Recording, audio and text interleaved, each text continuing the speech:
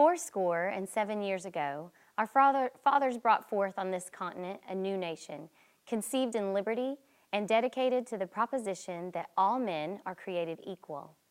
Now we are engaged in a great civil war, testing whether that nation or any nation so conceived and so dedicated can long endure. We are met on a great battlefield of that war. We have come to dedicate a portion of that field as a final resting place for those who here gave their lives that that nation might live. It is altogether fitting and proper that we should do this.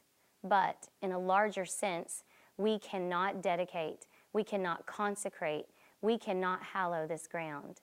The brave men, living and dead, who struggled here have consecrated it, far above our poor power to add or detract.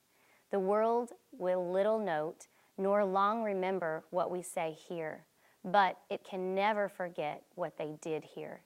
It is for us, the living, rather, to be dedicated here to the unfinished work which they who fought here have thus far so nobly advanced.